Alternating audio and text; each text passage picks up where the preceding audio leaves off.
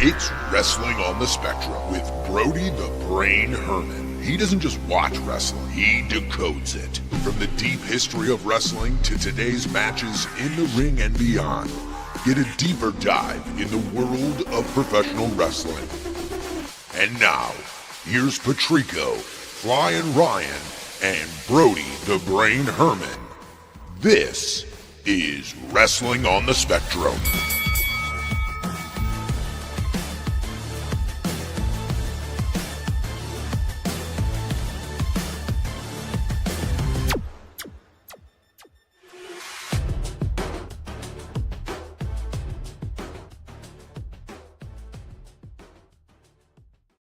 You can make sure you're following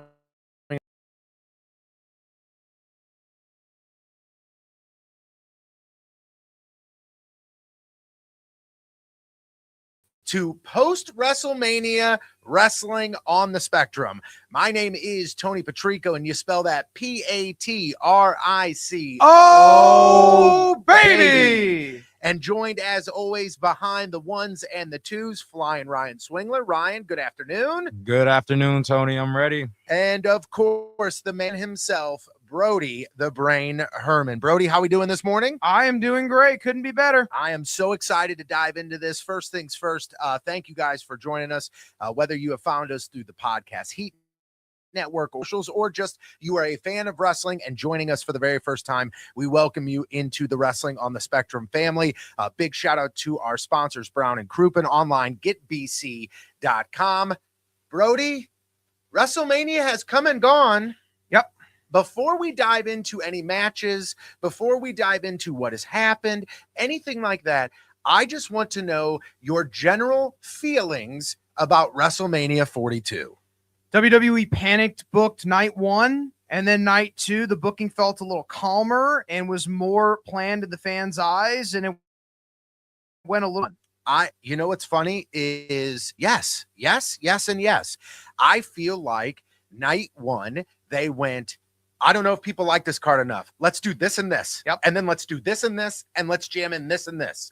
And I think the people will like it. And even if wrestling fans don't like it, the general public will like it because this is WrestleMania. It brings in new people. Like my son is watching WrestleMania. My dad wanted to tune in to WrestleMania, so like it brings in a different audience.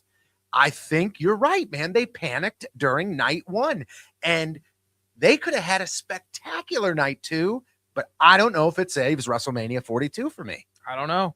But it was an Allegiant Stadium, home of the Las Vegas Raiders. Night one was 50,816 people, 55,256. And night two, the attendance was announced by John Cena. And of course, starting off night one, we are going to talk about the first match here. The Usos, Jay and Jimmy Uso and LA Knight defeated the Vision, Logan Paul and Austin Theory, and I Show Speed. This match was not offensive to me. It was only 7 minutes. And I Show Speed was the star of the match by the end. He had turned babyface. He jumped off the top rope and hit an elbow on Logan Paul. And on the show, the celebrities had much more fun than the fans did a lot of the time. As, it was just a topsy-turvy show full of celebrities. This didn't offend me. I'm glad this was short. Babyfaces ended up prevailing and winning. I Show Speed could become a professional wrestler. What in great physical shape he was. And it looked like if he could learn a little bit more about wrestling, he may have a run in the WWE. I have no doubt that he wants to. So none of this offended me. Not a bad opening match to have night one, just full of celebrities. I think you said it a couple times during your recap there. It didn't offend me. Yeah. And you know what? I think that's all I was looking for was just give me something where I don't go, come on, man. And they delivered. Speed looked fine. I mean, I thought he did great for what they had him do. He's believable. We all know he's very animated, and he wasn't somebody that he's not in the ring. Like it's not like he came out and tried to be like, I'm a professional wrestler now. No, he was like, I'm Speed. I know why the people love me. I'm going to be I Show Speed. Like that's just who I'm going to be.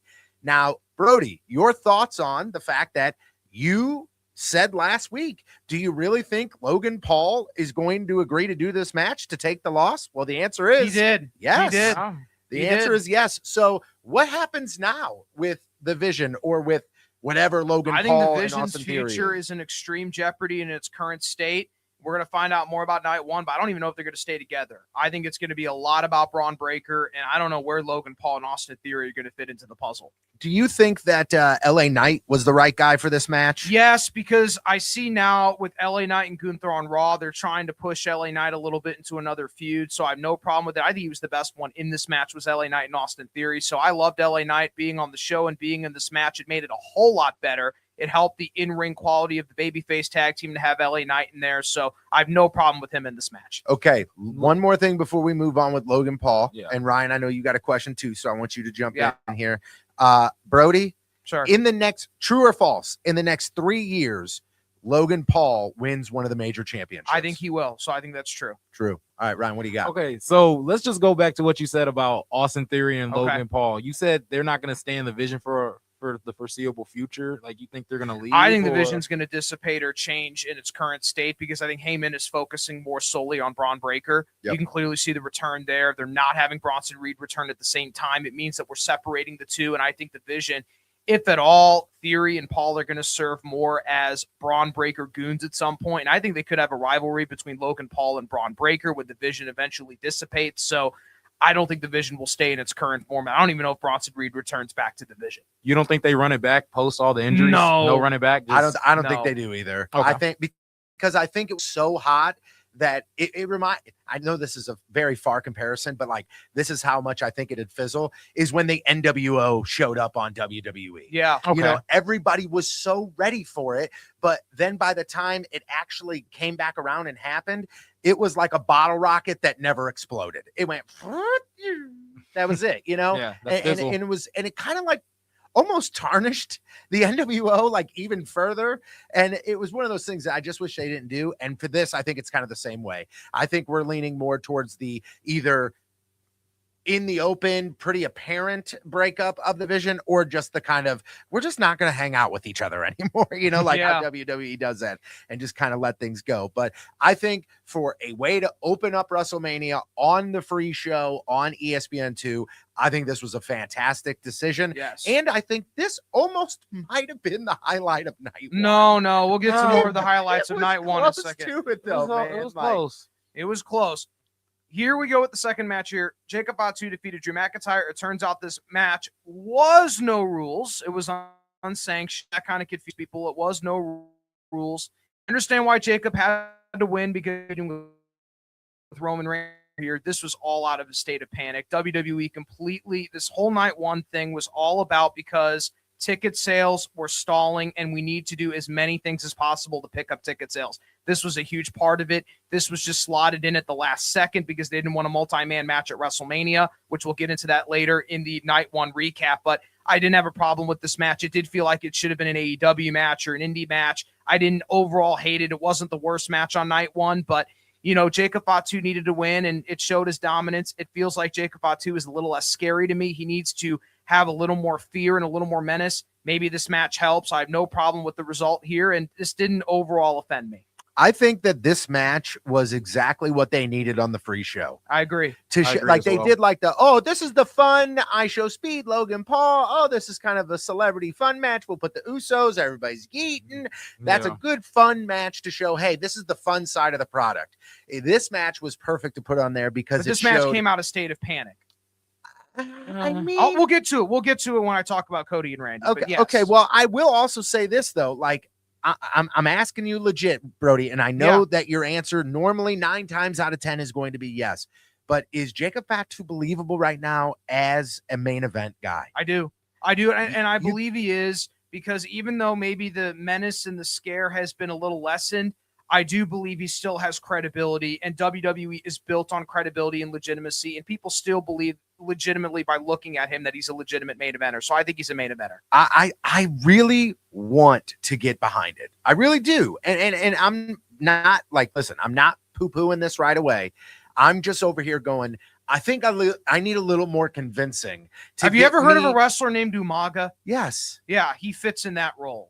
See, and I completely, I understand that and I see that, but like I then, you know, and I'm sure we'll get into this a little bit later, but with this feud with Roman Reigns, I sit there and I go, okay, Now it's Yeah. this guy.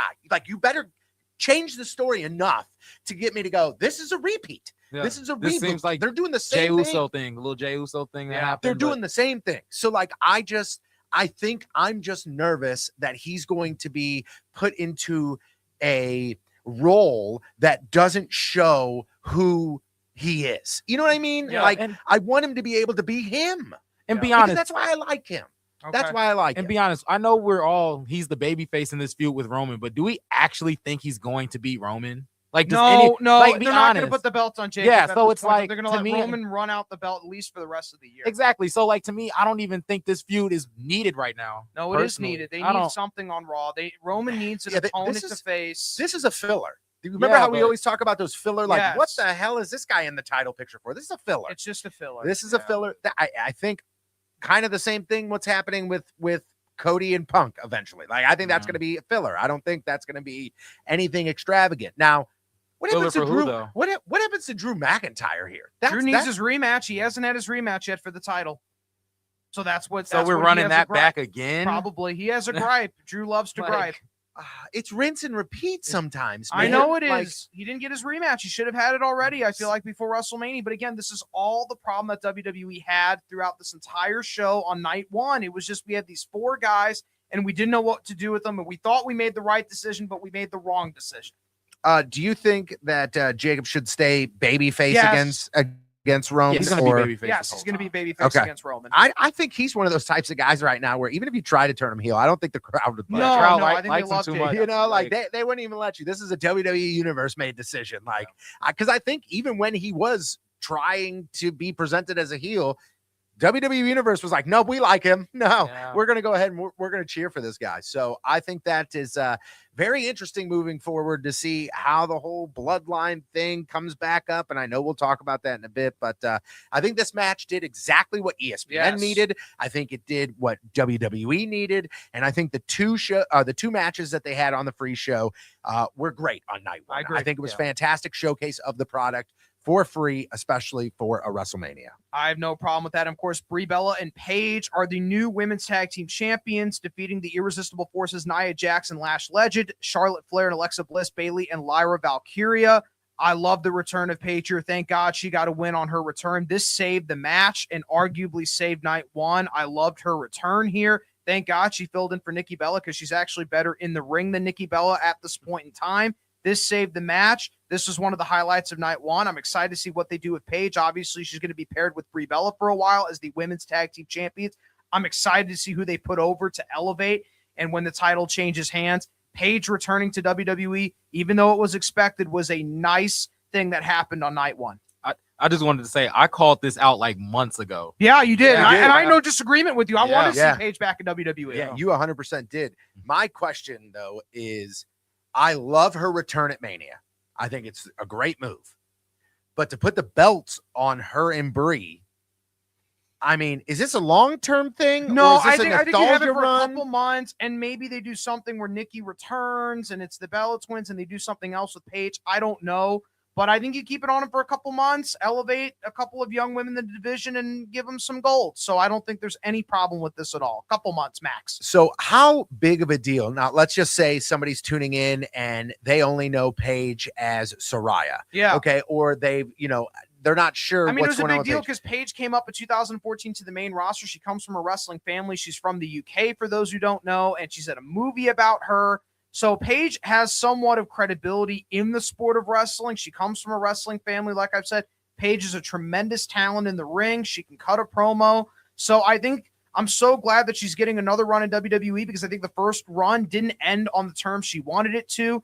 So maybe she can make good on her second run in WWE here. Do you think Paige wins a women's world title? Maybe if it's okay. in order to elevate somebody else, like a veteran champion that wins the title from somebody, and then she can elevate somebody else by beating her is a big deal. Beating Paige, she needs to win matches early on in her return in order for her to become a big deal. But once she becomes a big deal and established star, once she gets beaten, it will be a tremendous deal. Who else stood out for you in this match? Because I thought this was actually a pretty good match. I didn't all the way hate around. this match. It wasn't too long. It was perfectly well timed. Charlotte Flair did a great job as she always does. I really enjoyed it. Bayley and Lyra Valkyria didn't do bad, even though it felt like at times they weren't even present in the match. So I think everybody did the best that they can. It was an effort for WWE to get as many women on the WrestleMania card as possible. The result was great. The surprise was great. So I had no problems with this match. I really think, and this is God's honest truth, that moment between Charlotte Flair and Paige, that was awesome in the ring. PCB, great job. This may be Michael Cole's best commentary performance maybe he's so ever good. given in an entire show's history. I mean, it was so good. It was so good. It was one of those moments, Brody, that like, the iconic Hogan Rock face off, yes, that they just continuously. But the commentary gave it the credibility that it needed sure when did, Michael man. Cole said it's PCB. They were in NXT together, PCB, and everyone's, oh my gosh, this means something. Yeah, and that did it. Absolutely fantastic. All the way around from the putting that match together to have that moment to put that spot into that match. Yep. Definitely something that I think when it comes to WrestleMania, you look for those moments. You do. Was something that I think really helped me with this match go like, okay, I'm in. Like, I'm definitely in on this moment. And it was great to see that happen at night one. It certainly was. Becky Lynch defeated AJ Lee to become the new women's Intercontinental Champion. So this match to me feels loose ends still need to be tied in this rivalry. And I believe this rivalry will continue. So very interesting to see the title change hands again, and the scores have not been settled. So my question to you is, AJ Lee, now we could say that she's back, right? Yeah, like, she's fully back in the WWE. She's back. Do you think she is the same today? I think this was good to keep the rivalry going. If you don't have anything planned for AJ, just keep the rivalry going until you got something planned. So I had no problem with it. It wasn't the greatest match in the world. I love them both technically in the ring. I think technically speaking, both of these women were the best on the show. Becky and AJ, they did a great job here. This was a legitimate wrestling match. Becky won in a heel fashion. And after this match, I don't know if I could give it like a grade because I'm like, loose ends. We're not even concluded with this rivalry yet. So there's still a story to be told regarding these two people, Becky Lynch and AJ Lee. So the title changed hands here. It had to in order for the story to continue. So I guess I'm looking forward to maybe when they go off against each other at SummerSlam. Yeah, that was going to be my question to you is this wrapping up quickly here, or will this be No, it's got to continue because Becky won in a heel fashion. Yeah, that's exactly what I thought too. When it happened, I went, well, they wrote that story. I know a lot of people wanted a conclusion, but maybe it just didn't warrant one here. Yeah, I agree with you. But you know what? I also think that, again, nobody's complaining when you keep putting them in the ring together. No, it's a good wrestling match. We like both of these wrestlers. Like I do. But nobody's complaining. Me neither. Run it back. I'll watch it again as long as it's not the same finish over and over and over and over and over. Every once in a while, throw in an absolute banger of a real good classic technical wrestling match between these two. I can live on this rivalry through Rumble. Let's keep it going. I think it's great. I have no too. problem with this rivalry whatsoever. And of course, the next match, Gunther defeated Seth Rollins by technical submission. So Seth Rollins passed out. They did the whole pass out finish thing. Mostly this was about the return of Braun Breaker. Right? They're using that a lot lately. Yeah, they have a lot of no taps. And I'm like, dude, I think of no taps and I think of Austin and Brett. Like it's a little overdone. It's a little overdone, but this match was more of a setup match for Seth Rollins and Braun Breaker. Heyman still owes Gunther a favor. What that favor will be is now more likely going to be a world title match. We'll see. Are we sure that the favor was not bringing Braun Breaker back? No, it was said on Raw. It was said on Raw that he still owes me a favor. It was reiterated by both men on Monday Night Raw. Okay, all right. Yeah, nope. This thing is still continuing. So this will continue for a while. And I have no problem with the result here. Everybody on this panel thought Gunther would win, and he certainly did that. This was not a bad match, but it was more of a setup match for Seth Rollins and for Braun Breaker's return. Terrible spear, by the way, on the second spear, him coming off the ramp. It was done so poorly. But thank God that they're Braun calling it the world's back. longest spear. It was so bad. he practically missed him completely. And I'm like, do we really need this? It was ridiculous, but Gunther won. I have no problem with it at all. And this sets up for more Heyman stuff in the future. And I always love Paul Heyman. So those are my thoughts here. Is Gunther on one of the most dominant runs we've seen in a long time? Hasn't he? I mean, I'm talking about not only from the fact that he has not lost in a very long time, but the fact that it's just running through people. Yeah. And Beating Seth, beating AJ, beating Goldberg, beating Cena. He's super over. it's wild. He is super over. And again, I look at it and I go, this was a great quick setup. Remember, this kind of came out of nowhere. This is one of those matches that didn't have a whole lot of build. People didn't expect Braun to come back. Right. Nobody expected Braun to come back. So like I had almost zero expectations for this match. And at the end of it, I went, okay. It's just a setup match. Yeah. It's just a setup match. That's all it was. This was a match to reintroduce Braun Breaker. Yep. That's what this match was. This was how can we put Gunther on the card, make him look like an absolute monster, and bring Braun back at the same time. This is how they do it. Yes. This is exactly how, and they did it. I don't know how else you could have done it in a better way. But again, this was a filler match and this was a setup match. You're right, Brody. That's You're exactly 100% right. Now we're going to get to the most disappointing match on the entire show. Liv Morgan defeating Stephanie Becker. Disappointing on all fronts, on both competitors. This stunk on all fronts. This was so bad. Was a squash My match. girl won, though. This was weird. And the Devil's Kiss stinks. I hate that move. It's a terrible move. Oh, golly. That's the only move she executed. Is that the Booker T move? Yeah. Okay, yeah. I think that's weird. What a weird move.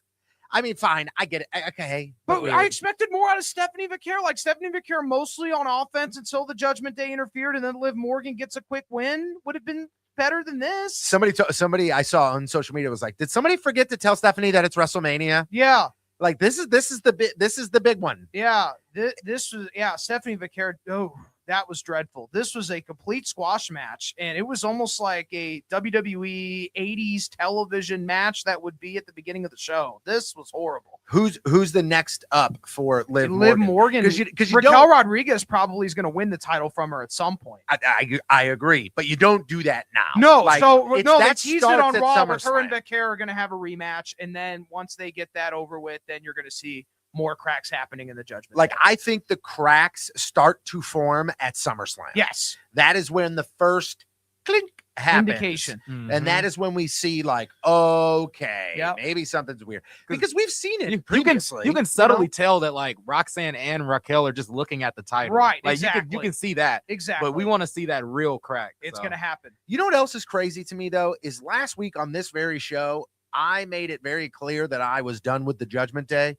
And then I see them together on Raw, and I go, I mean, it works. It works. It works. They just need to do something. And I think this is the way for them to do something is, you've been reliant on Finn and you've been reliant on Dom. Well, now you've got Liv and you've got Raquel and you've got all this Roxanne. You've got the opportunity there to really showcase the female members of the Judgment Day.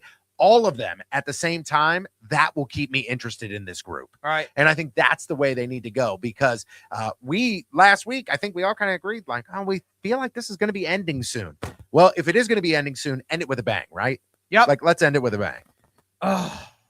Here we go. Cody Rhodes retained. Time out. First off, let's just everybody realize that we are about to talk about the main event. Oh, we're talking about the main event here of night one. And Brody's initial reaction was this. I got to keep my composure here for a second regarding Nick Khan, Ari Emanuel, Paul Levesque. Ooh. I'm very upset. I'm very upset about everything involved here. Everything here. This was so. Randy Orton was hurting. Okay. Randy Orton was hurting. This completely would have been great. This was the best technical wrestling maybe on the entire show, but it was completely watered down with celebrities. And they did this completely out of a state of panic. Cody had to work around Randy's limitations. And because Randy Orton was hurting, the customer is not always right. Okay. They should not have booked this match. So let's slow down a second. Again, you're talking, and we had mentioned this last week. Yeah. You're talking Randy Orton, The person is legit hurt. Yes. The person. It's not even a debate anymore. He's not on TV right now, and thank goodness. Randy, stay on the shelf as long as possible. Your days as a main eventer and headlining pay-per-views on one-on-one singles matches are over. It is done. And the fact of the matter he lives is, here. He can find us. Like, that's fine. Easy up, brother. Easy Randy, up. Randy, I'm not saying Randy, that. You're a Hall of Famer, 14-time world champion. That's not your fault, but you're not the Viper that you used to be. And you've been hurting a long time. I saw him punt Cody right in the face, man. That looked like the old Viper to me. He's not what he was. He's not what he used to be, and he couldn't go for as long as they wanted him to go. They made it very clear on commentary that he was hurt. But do you blame the man if he is legit? I blame Paul Levesque for booking the match in the first place. Book the multi-man match and have no rules if you want to work around Randy's limitations in the first place. But then it goes against your saying of throwing too much in the main event at Mania. It should be a one-on-one match. It should be, but not with Randy at this point in his career because you knew he was hurting. The fans are not medical professionals. They're not medical professionals. If you knew he was hurting, don't book the one-on-one match. Why? It doesn't make any sense to just make it a multi-man at this point, or don't have him involved at all. Here's what happened. I will explain to everybody what happened in night one. It was supposed to be Randy Orton and Trick Williams, and it was supposed to be a triple threat match between Jacob Fatu, Drew McIntyre, and Cody Rhodes, but WWE panicked because ticket sales were stalling. So instead they said, we need to push and catapult Randy Orton in the freaking main event, and everybody said make it a one-on-one match, and that's exactly what they did. They gave you a one-on-one match, and it was ridiculous because they knew Randy Orton was hurt in the first place, and then they just went with it anyway, and because of it, they wanted to work around his limitations, so he added a bunch of celebrities to this match, like Pat McAfee and Jelly Roll, to deflect and distract people from Randy Orton's injury, and they acknowledged it on commentary. Shame on them for this, and the customer is not always right, and they're not medical professionals. It's not Randy Orton and Cody Rhodes' fault. It was just the flat-out booking, and this match would have been great back in 2022 or 2023, but it is not great now. Shame on Paul Levesque, shame on Nick Khan, and shame on Ari Emanuel, and shame on TKO for booking this match and ruining night one with this. Shame on them. Clip it. Shame on WWE for this. And you know what? I don't know. Cody retained. I don't know. I don't know what to say. I don't know. I mean, I have some questions, but I'm going to go ahead and assume that you didn't like that match. I mean, that's one thing I'm going to say. It was watered down. It wasn't the worst match on the entire show, but it was not what we needed it to be a main event. I fully agree. Especially Randy Orton being my favorite wrestler. I could tell that man was hurt. He was not supposed to be out there by himself. No. I mean, he was. I mean, the reports started coming out that Randy Orton was hurt, and people have said, "Oh, is this storyline? Is this real life?" I mean, I watched the man in the ring. Like, I think it's real. Of course it's real. Michael Cole said it on commentary. We're sorry. We are so sorry Randy Orton is injured. We are so sorry he's hurting. We apologize to you. So we're trying to overcompensate with McAfee and Jelly Roll. Now it makes sense, all the sense in the world why they did this and why they stuck McAfee in this match, because they thought, oh my gosh, Orton is seriously hurt, so we can't cancel the match. So now we have to add something in order to distract or deflect or to work around Randy Orton. We need to do something, just something in this match. This was dreadful. Did you see the reports online that it was McAfee himself who said he pulled out of the storyline? Did you see that? Yeah. Apparently this was supposed to go on further. Like, we were supposed to get the backlash match. We were supposed to get all of that. And there's reports coming out that McAfee was like, this isn't working. Because Randy is hurt, and that's probably what happened. And Pat's sitting there and thinking, well, gosh, this would have worked with Randy. And I don't mind Randy being all, get off of TV for at least 6 months. Go away. You think it's going to be 6 months? Go away. Go away. Just stay off of TV. At this stage of Randy's career, a 6-month absence from TV, I think, is so bad for him. What are you going to do with them? What are you going to do? You're going to have him go after the title again? You're not going to do that. You just beat him at WrestleMania, like you said, like we all agreed on. If he loses at WrestleMania, he is not going to be a one-on-one singles pay-per-view main event headliner anymore in this company. And that's the path he's going to go down. And Randy, your back is killing you. To be honest to God, your days in wrestling are not going to be as much longer as you think. You're nearing the end closer than you think, buddy. It's brutal. This is sad. And I love Randy Orton, and I no problem with him being in this match. You should have made it a multi-man. They basically did anyway with McAfee. And just to try to overcompensate for Orton's health. And that's all this was. That's what the entire match was about. I get the ad spend. The advertisements, 60 minutes worth of advertisements. Listen, you got to pay the bills. You got to pay Brock Lesnar. You got to pay Roman Reigns. You got to pay Randy Orton. I have no problem with the amount of advertisements. I have no problems with the length of the matches because WWE fans always complain about the length of the matches, that everything is too freaking long. Guess what? The matches were too short, and now you can all complain that they're too short or too long because it's never going to be right for you regardless. But the fact of the matter is, the real problem with this main event that I don't think enough people are talking about is Randy Orton's health. That was the problem. Not anything else. Whew. I mean, I feel like I might need a shower. I feel like I might need a shower right now. That's the because Brody you just took like. everybody to church, Brody. I mean, you really did. Because I think what you are saying is what a lot of people are thinking, man. I really, truly do. Now, I'm on the team of I don't care if a wrestling match is 4 minutes long or if it's 40 minutes long. As long as it's entertaining, that's what I care about. I don't know if I love the fact that there was 98 minutes of ads and less than 60 minutes of matches. It's one you got to pay the bills, Tony. I know you do. Same thing with the UFC. I know you do. Like, but I don't can still complain about it, you know. I can still complain about it. Of course you can. I understand why the fans feel that way, but it's just an hypocrisy, and I don't think that's why they're really upset about it. They just don't want to admit deep in their hearts that Randy Orton's not the same that he used to be because we love Randy. Listen, I love Randy Orton. He's one of my favorite wrestlers growing up. He's technically one of the best wrestlers in the ring. He is so smooth. He is so fluid. Cody and Randy had great technical spots in this match.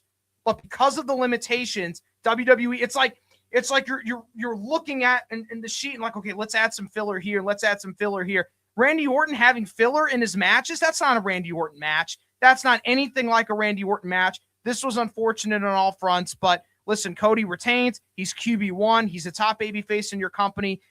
No one is really ready to take over the mantle yet as being the top babyface yet in this company. So Cody Rhodes is still your champion. I don't mind that. I know fans are like, when is Cody Rhodes going to turn heel? It's the same thing they did with Cena. It doesn't matter. You know what? Ride it out as your top babyface. He represents your company well, and that's where you go from here. And, of course, you said it earlier, Cody Rhodes and CM Punk on Monday Night Raw.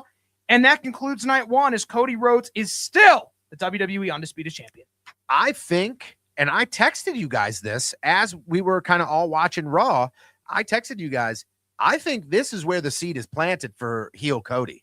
If you noticed on Monday when he came out, and I know he called out TKO. TKO is now the villain now. Well, hold on.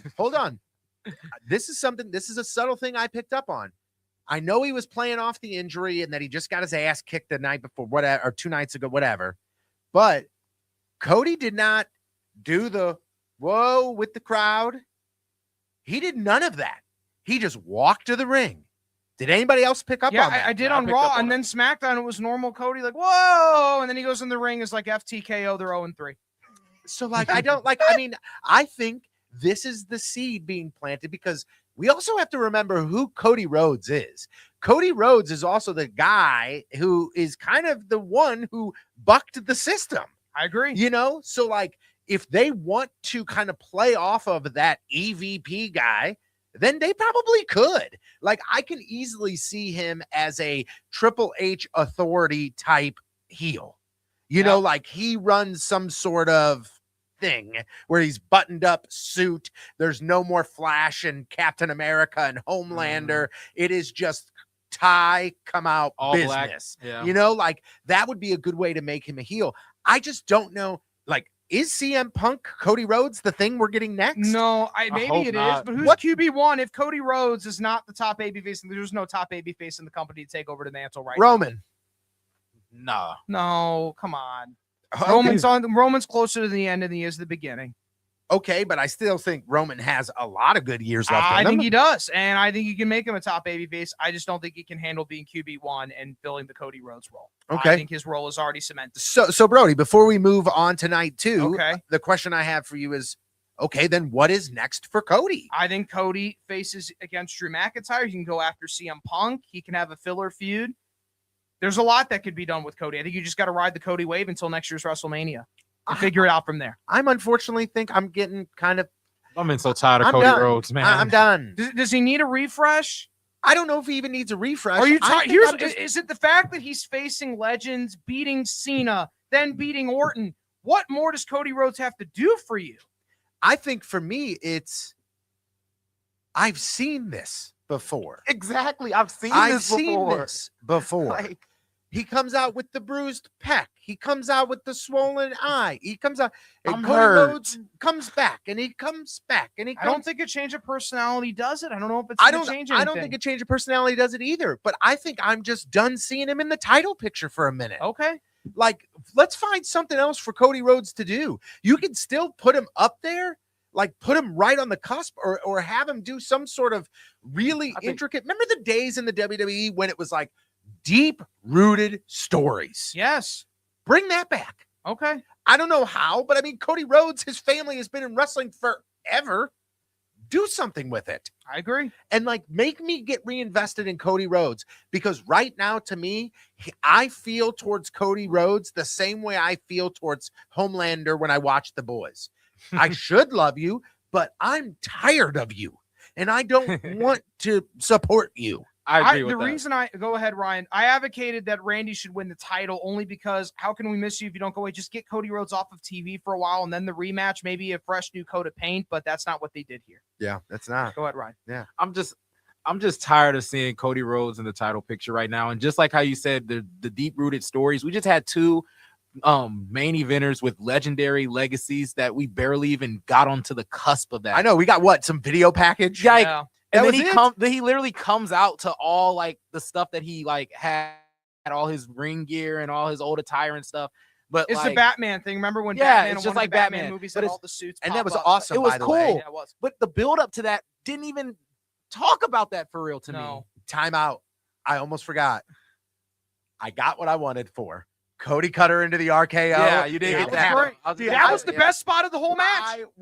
I was sitting on my couch screaming like I was a school child. I was so giddy because I went, he did it, he did the thing I wanted him to. And that was the highlight for me, man. And then what happened when Cody retained? I went, oh, Well, Well, there's another 6 months. of that's another problem when the babyface Okay. wins. All right, let's get into something better here. Night 2. We're starting off with a great opening match, and we all know why it's the opening match, because Brock wants to get back to Canada as quickly as possible. Yep.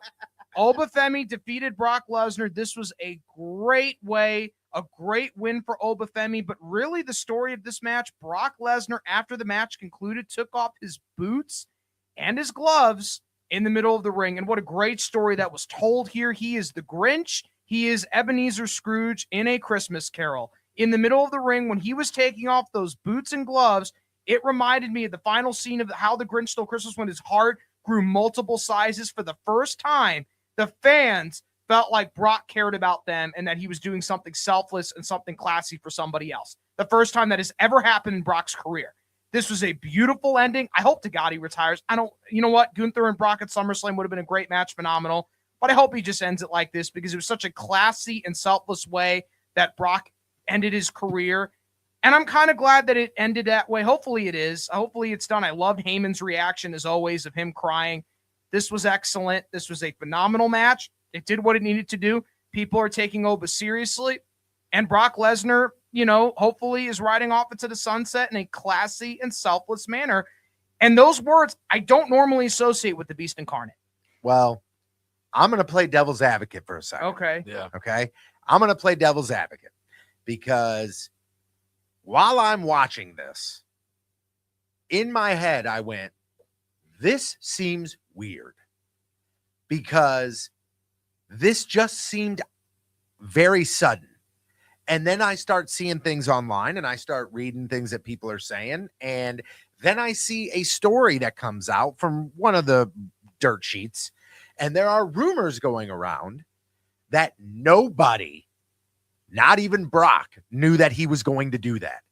And the reason he did it was because he didn't want to lose to Gunther at SummerSlam in his hometown. But again, like that's Because that's why people are saying, and I don't know if you guys saw But this, I'm sure you that's did. Brock behavior, but so what? He didn't actually do it. Like, there was never an advertised match that he didn't show up for, or No, it wasn't which an is fine. unexpected appearance and just squashing somebody randomly in the middle of the ring and just, blowing up creative plans like he does. Or it's not one of those things where he's refusing to put somebody over. It's not one of those. What would have been selfish Brock would have been, I'm just going to beat Obafemi at WrestleMania. Or I'm going to do like I always do, where I can't lose to Bobby Lashley clean, so I'll hit him with a low blow, or I'll just randomly show up at Money in the Bank and throw a guy off the ladder. And finally, when they freaking pay me enough, then I'll show up. That's Brock. That's Brock. John Cena's the company guy. He's, a record-breaking amount of Make-A-Wishes. Brock Lesnar, you have to pay me enough to leave Canada. And when I leave Canada, maybe the money's just not right. So then I'm going to hold out a little bit longer, and then I'm going to show up in the middle of the match, and then I'm just going to mess it all up because I'm Brock Lesnar and nobody's going to care anyway because I'm the biggest star in this company and ruin it for everybody else except for me. And that's typical Brock. That's how Brock is. That's how he legitimately is. And for the first time ever, he actually put Obafemi over like $1 million, took off his boots, took off his gloves in the middle of the ring. His heart grew 2-3 sizes bigger, whatever you want to call it. And the fans appreciated it. And they didn't look at it as a selfish Brock move. I just don't agree with that. I know people are theorizing, but I don't think overall the crowd viewed it as a selfish Brock move. You think people are just hating at this point? Yeah, I just think you're hating at this point. Yeah, Okay. They just expect that that's the behavior they want to do. Listen, Brock's always done. I don't discount it. I'm not buying it 100%. It wouldn't surprise me if he wrestled again because if the money is right, we all know Brock's going to come back. Well, that's the other thing I was going to say is where have you seen anywhere that Brock Lesnar has retired? Paul Nowhere. Heyman said he should be forever in the graphic instead of the now on Raw. Yeah, which means forever means you can always come back then. Right, that's what I'm saying. My whole thing is that's nothing. My whole thing is that this guy, he did not officially retire. He did not, so again, we got to remember. Brock hardly ever speaks to the media. We got to remember that Paul Heyman owes Gunther a favor. What's that favor? Get your boy out of retirement for one more match at SummerSlam, and then he can go. That could happen. I don't disagree with it. That could happen. There's the story. So he doesn't officially retire. He literally, quote unquote, retires, goes away. And the favor is, hey, Heyman, bring your boy to SummerSlam. That's the favor. That's what I want. Because if we as fans are to believe that Brock Lesnar has retired and it's SummerSlam. Don't end it on Brock just winning then and Brock just having the attitude when he shows up. Like, I don't want to lose in my hometown. Don't you think, Brody, if Gunther beats Brock Lesnar at SummerSlam in Brock Lesnar's hometown, and it is back-to-back major PLE losses for Brock Lesnar, that makes his heart grow 10 times bigger. Because he already had the moment when he took his boots and gloves off in the middle of the ring. They're right there. I mean, they kind of blew that moment. Oh, yeah, like that moment's over. Thing, though, that means you created two big monsters in that then, with Oba being created from beating Brock at WrestleMania, and then Gunther just career killer, just doing everything. And that could happen, but you don't know with Brock. Theorists can speculate all they want to, but I don't want to have one of those moments when Brock just, I don't know, and then he shows up to SummerSlam and let's change the finish. Kind of like Ryan, you illustrated perfectly. It's Hogan-esque. I don't know. It's like, get to the building. What's going on? It's just one of those things. I'm actually glad that he put Obafemi over because you don't know. You don't know. Brock is, and Tony said it best, a wild card. You have no idea what Brock you're going to get until he shows up to the. You don't even know if he shows up to the building until the dollars and cents are correct. Yeah. You don't know. And you really don't know what Brock you're going to get until that bell rings. Right, exactly. It could be anything that happens. You're exactly right. Here's my question for you, Brody. What is the significance in wrestling, like history overall, of the leaving the boots in the ring when somebody retires? Like, where did that start? Like, who are some of the more significant retirement moments that you can remember just off the top of your head that really stand out? As some of the best H left in his history. Boots in the middle of the ring. Undertaker did it. Cena did it. It's just a sign that your career is done. It's just an indicator. Spencer Mango did it. CBC graduate and a multi-time Olympian did it when he ended his wrestling career. It's a normal thing you do in the sport. You just leave your boots in the middle of the ring, just signal I'm done. It's just an indicator. And that is, according to many, that is normally the sign, like, this is legit. Yeah. I'm done. Mm-hmm. Oh, yeah. Like, nobody Brock really knows what that means. Yeah, nobody really plays that. Yeah. Yeah, so I think maybe, again, that is another bucket that you could put in the, hey, this is an actual legit retirement. And we may have seen the last of Brock Lesnar in a WWE ring. Yep. And in my mind, if that's the case, kind of bummed. Why? I was bummed too, Why? but I'm happy I it want went the out like that. monster to go out on top, man. No, I want him to no, come, and I want him to no. have a Have him big go match. out like a I sub. know, Why? I Why are you know. like that? Because I want the wild We card got a new Brock monster Lesnar. now. I'm not gonna lie. I want the wild card Brock Why? Lesnar. You all don't want a happy ending like when the Grinch gave the kids their gifts or Ebenezer Scrooge paying everybody off at the end of A Christmas Carol. You all don't want a selfless wanna and see- classy end. What is wrong with you people? We want to see the Golly. Viltrumites I'm a win. savage. We That's want the what's wrong with Viltrumites to win, me. Brody. I'm Come a savage. on, I be want a nice brutality, person. violence, and I want Brock to flip everybody off as he's walking out the building. That's kind of, you know, On what's his way to fine. Canada. I'll accept this retirement, Brody, but he has to at least one time show up with some sort of large construction machinery and do some That ain't sort never of gonna habit. happen again. I know. This ship has sailed. That's one I of my can't wait favorite for his Hall of things. Fame induction. You know, it'd be super cool if they did a thing with Randy Orton, just like they did with Rey Mysterio. Just have him induct in the Hall of Fame while he's active and do Cena, Brock, and Randy go in the Hall of Fame all at the same time would be freaking That awesome. would Do you know that'd be pretty the awesome. greatest Hall of Fame class ever? And bring Shelton Benjamin back and do the four of them because they were both all in OVW, I'm sorry, at the same time. Would be the coolest thing ever. I really think that if you are going to talk Shelton Benjamin in he the was Hall so of good. Fame, I think that's a stretch. I would put Shelton Benjamin in the Hall of Fame. Did he win a world title? No, Oh, then yeah, I don't know though. I don't know. He was a really good There are a wrestler, lot. You know but what? he- Coco Beware's in the Hall of Fame. We could put Shelton in. But yeah, Coco Beware's in the Hall of Fame because he was active during the time that he was active, and that worked. You know and what? elevated Shelton him. Benjamin deserves to be in the Hall of Fame. I think Shelton Benjamin deserves to be in a wrestling Hall of Fame. I don't know about the WWE Hall of Fame. Y'all are just getting me get on me today. Come on, man, get out of here. 6-pack ladder match. All right, let's get to This a is one of my 6-pack ladder favorites. match for the WWE Intercontinental Championship. Penta retains, thank goodness, Yeah, defeating thank Javon God. Evans, Dragon Lee, JD McDonough, Rusev, and Rey Mysterio. The biggest loser of the entire weekend is Javon Evans, and he had to put over Ethan Page on his main roster debut. Ouch. God, that stunk. Really? Could we have not had anybody else do that job? Did it have to be Javon? I thought that was Really? very weird. I thought that was strange. And Really? I know they have a history in NXT, but No, I still thought that was really? very weird. You could have had Ethan Page should have beat Matt Cardona then. Just have him like a veteran with some notoriety, but he could take a loss. I have no problem with Ethan Page winning, but did he have to beat Javon? Really? That was, and then Rusev interfered for no reason because Rusev and Penta are now feuding for the Intercontinental Championship. I have no problem with that either because keep the belt on Penta a little while longer and then have him lose to Oba a couple months later. Don't just do it immediately after. Oh, Raw. wait a minute. You think Yeah, that he's been said Oba's gonna beat Penta. Yeah, Penta. he'll just Yeah. annihilate Penta. He's been saying that all Yeah, because year, if you're so.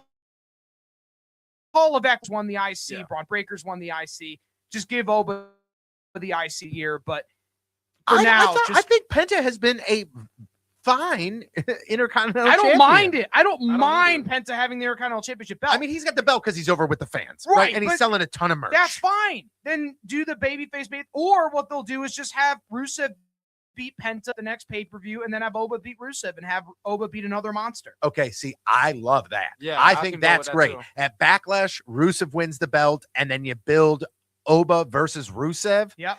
That's a match that I'm interested in name alone. Yep. You know, like I think Been- that paper, I go, ooh, and I haven't seen them interact with each other yet. And They have. I can't. You know, they actually have. Okay, on they have. Oba's like first Raw or second Raw, they had a look between each other. Good. Yeah, so I like it. I like. You know what? I like it. This I love me ladder- some long-term It was like- storytelling, guys. it was like in either I don't know November, December Yeah. around that time I think. Well, this ladder match didn't offend me. In the next match, which I actually love this match, Trick Williams with Little Yachty defeated Sami Zayn and is now the new United States champion. Trick Williams is so over with the fans. Sami Zayn is so strong. He's just physically strong. Even though he's got the buggy whipped arms and, he's a little skinnier, but man, is he a strong son of a gun. My goodness. And Sami Zayn did a great job here. He's a wonderful seller. Trick Williams won this match. Turns out Little Yachty is going to be in WWE to stay. It seems to be that they are signing him to a long-term deal with Trick Williams. So nice pairing there. Really? They Oh, I love are. that Whoa, even more, kinda- baby. That kind of hit me. Yeah. So Lil Yachty is now going to be full-time WWE Yep, employee. they signed him with Trick Williams long-term. That's what he said on SmackDown last night. Oh, I like that a going lot. to be with WWE long-term. Yeah. I honestly, I don't hate it. I thought don't he hate did it. great. I like that a lot. I thought he did great, and I like how he did the entrance. Yeah, I thought loved it. that was mink great. coat looks so good on him. That white mink coat should be like a signature for him, like Ric Flair's robe. Like, you should just stick with it. Dude, one of the funniest things after Mania that night, I'm on social, I'm just scrolling through, and I saw somebody said, and they put the gif of Trick Williams walking down the ramp, Yeah. and they put my receipt at CVS. Because it was so long, and then I saw That's somebody funny. put when you get the toilet paper stuck to the bottom of your shoe. I'm like, this is incredible. By the way, he's that so was extra. wild, Like, wild. It was so great. I thought it was a very simple, minimalist, but made a difference entrance for Trick Williams. Yeah, it Let did. the crowd just scream it, and we were screaming it at home, man. yeah. I loved it. I I love absolutely it. loved I love it. this match. Where He does did what he needed to do. What do we think we're going to see from Sammy moving forward here? When is Kevin Owens coming back? Not Yeah. anytime soon. Then just have Sami Zayn on the card, putting more people over. Yeah. That'll be his role here. Who do you think? So it looks like when it comes to Trick and Rusev, that's going to be the next feud. Yes. And that's going to lead to the fight with Oba and all this stuff. Okay. My question here is, you start to get these two belts kind of intertwined here, because I could see everybody kind of intermixing here. But my question is, We'll keep the belt on Trick Williams for at least the next 5 months. okay, that was going to be my question. The current title holders, looking at Trick Williams and looking at Penta, how long do they each hold these belts? Okay, Penta maybe another month, 2 months max. Trick Williams for the next 5 to 6 months, maybe more. Okay. All right. Yeah, that's how I feel. agree. I agree. I think that's fair. I think that's a fair assessment, because I think that both of the people that And are holding the people belts are right all now like, are oh my acceptable. God, what's going to happen to Penta? He's got Ray Phoenix in the company. He wasn't a part of the releases. They're going to do the Lucha Brothers act at some point. I want to see that soon, and they better do it soon, because I mean, I know That- we're going to talk about it towards the end here, but like with these releases, we're seeing more tag teams go away in an These- already depleted tag Yeah, I was division. Not just a gonna say single this men's tag tag team division match at WrestleMania. sucks right now. The Not a tag division is single really bad one. right now. Not so. think about what he just said. Not a single men's tag team match at Mania. Yeah, the Like, I tag mean, for the division belt, is like- so depleted now. Awful. It's Like- absolutely awful.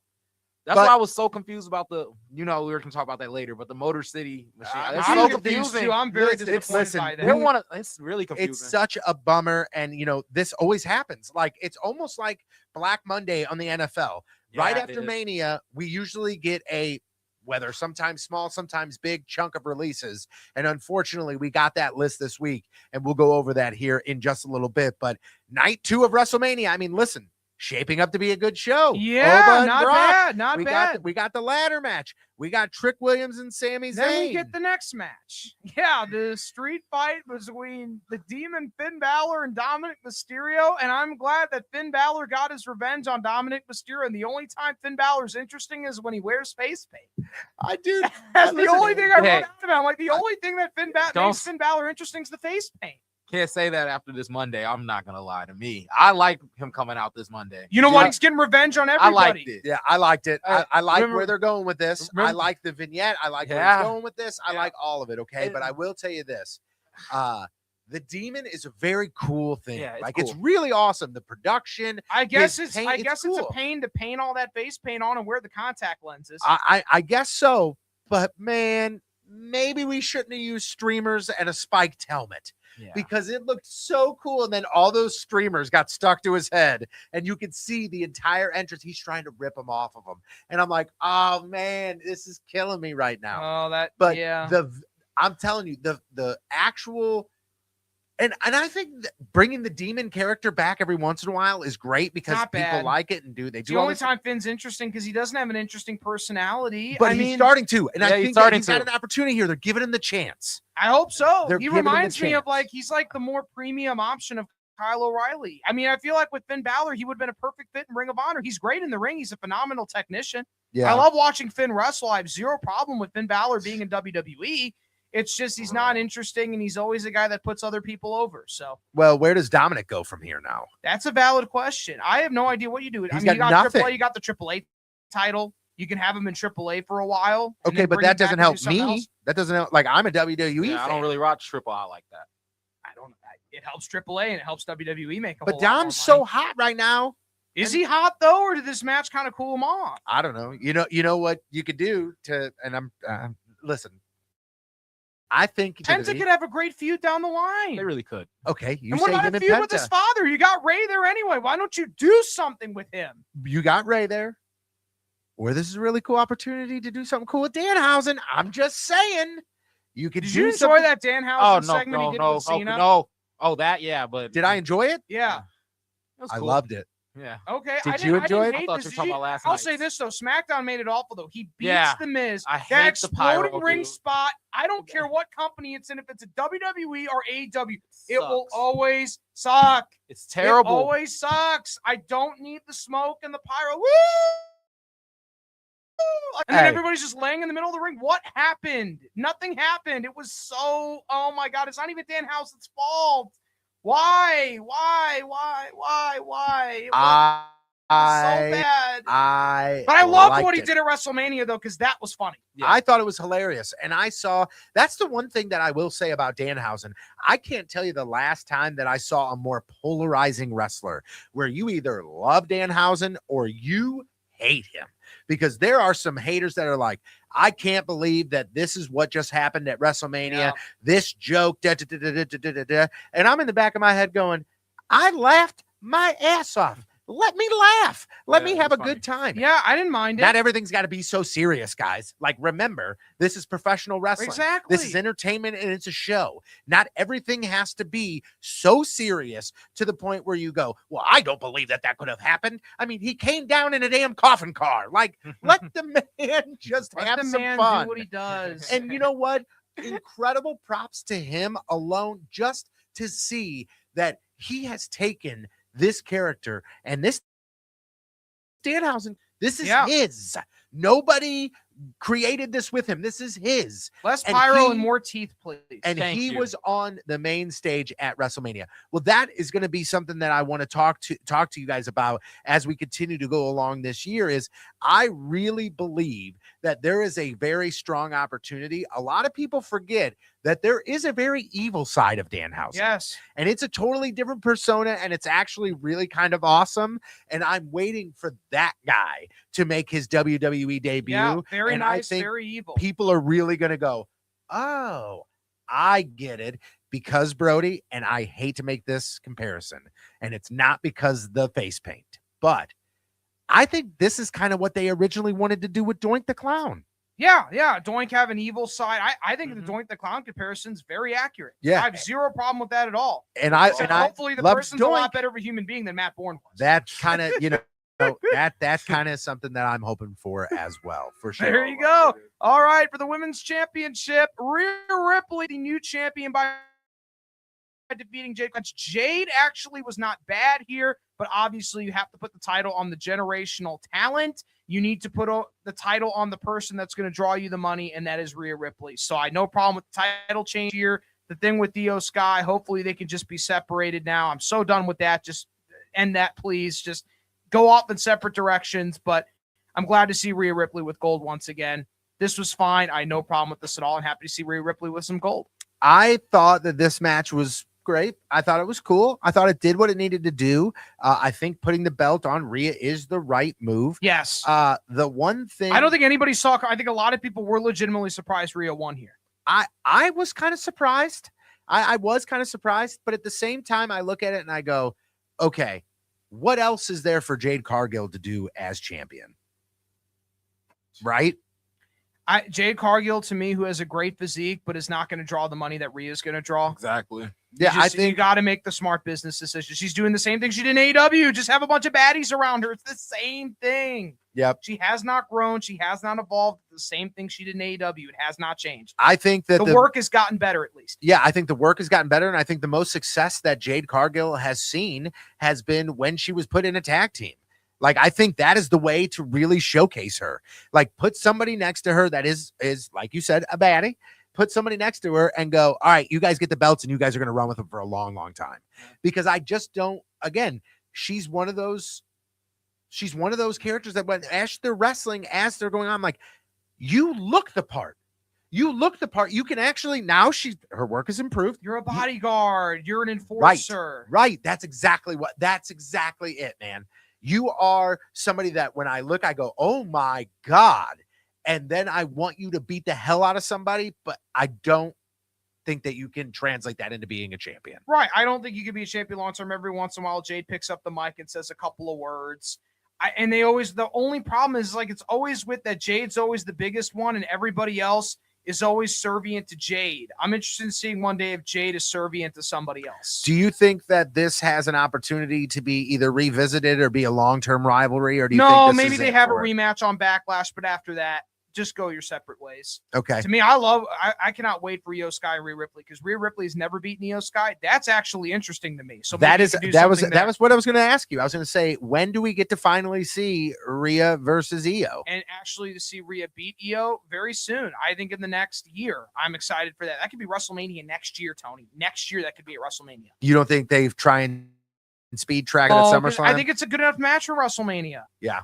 I think so too. I definitely think so. I'm excited to see where they go here. Again, we'll get into this in a second, but it's interesting because there's not a whole lot of talent remaining in the like women's main event picture, Yeah. the women's tag You got team Charlotte picture. there. You got Paige back in the fold Yeah. again. You got the Bella twins. You got Becky and AJ who could be elevated.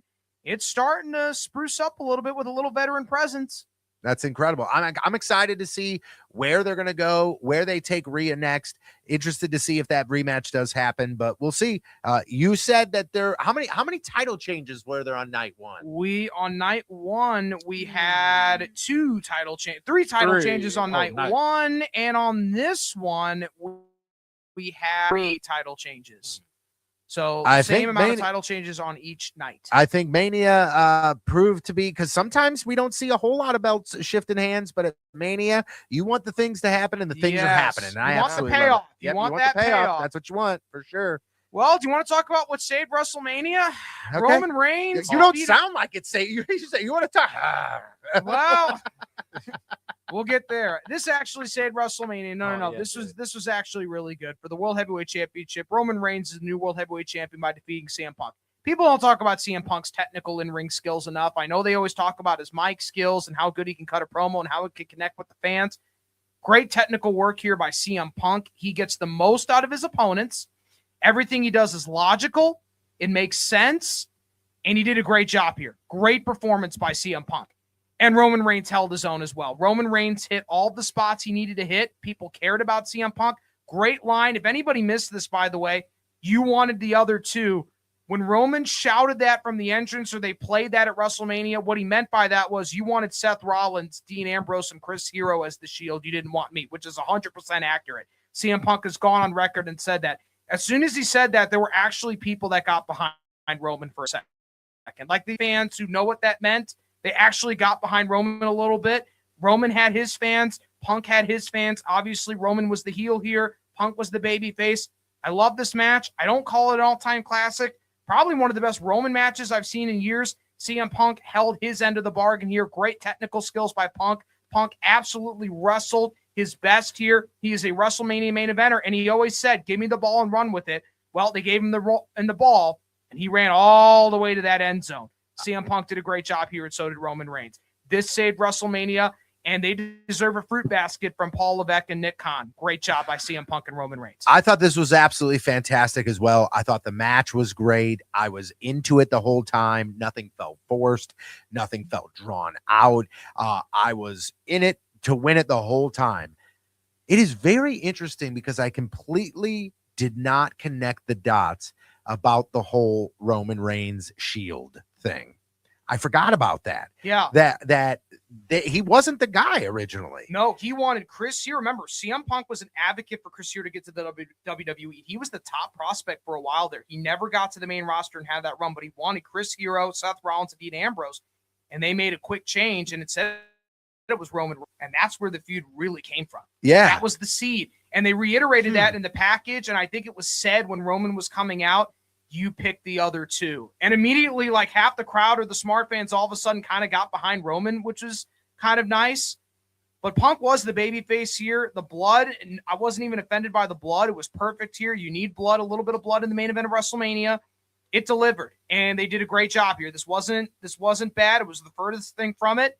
And both guys did a great job here. Roman Reigns, a new world heavyweight champion. I'm legitimately excited now about what they'll do with Roman Reigns now that he's feuding with Jacob Fatu. You saw that CM Punk is interacting with Cody Rhodes now. Down the line, they're going to clearly have a match. So the seeds have been planted for the next feuds. But this was a great main event and probably saved WrestleMania. Well, you say that match saved WrestleMania. It did. Ryan, I think somebody in the chat here has a different thought on who they believe saved WrestleMania. Yes, my guy Willie Thornbrew said, I believe Brock Lesnar saved WrestleMania. He did the right thing, and it was so beautiful. Yeah, it was beautiful, and it was the right thing. Well, it was the right thing, and it was beautiful. I think that this match for sure. I don't necessarily want to say that this match saved WrestleMania. Didn't it feel like a WrestleMania match though? It did. It felt like a WrestleMania main event match. It really, truly did. And this is the question I have. I am a big advocate about wrestling fatigue. Are we done with the 2-night thing, man? Can we just make WrestleMania a 6-hour show, make it awesome? No, like that's I what I stick want. with the 2 nights, because then people get worn down again, and then they're just going to complain like, why don't we just make it 2 nights? Because it's so long. And For we're me, just I sitting thought here. I thought if they would have taken a few matches off of the card, condensed things just a little bit, and made it into a 1-night Mania, I think people would have been way happier with this card. Way happier. Okay, quick question. Maybe I was getting like the marketing wrong too, of course, but they were saying like it was over 100K people showed up. Were they counting the both nights? For both nights. So remember, they count 55,000 showed up for the second night. You're always going to draw better on night 2. That's what I'm saying. But was it the same people? Sometimes. Sometimes. Okay. They offer packages like where you can buy 1 night, 2 nights. You could do all that stuff. Now, don't get me wrong. We have been talking about how ESPN panicked because of the ticket sales and the things and the TKO panic. I didn't feel that panic with night 2 because these matches, the seeds were planted at the Royal Rumble, and it didn't feel like they panicked with night 2 like it did more with like night a Mania. It felt more like a Mania. But all the things I'm seeing, guys, record gate, record record this, record again, that. they're making boatloads of money. I mean, financially, Cody and Randy was probably the right decision. Again, they're making just so much money. It's not even close. I mean, my gosh, they're going to always continue to make money. Wait until Saudi Arabia next year when they do another record-breaking game. My gosh, they are going to make a ton of money. I'm just so nervous for that because if you guys remember one of the first events they had over there, like the organizers, didn't they ask for like Hulk Hogan and the Ultimate Warrior? Wait, the Ultimate Warrior had been you know dead what? For Having like 6 Cena and years. Brock go in the Hall of Fame next year probably fixes that problem. You would think so. Okay, so you get both of them.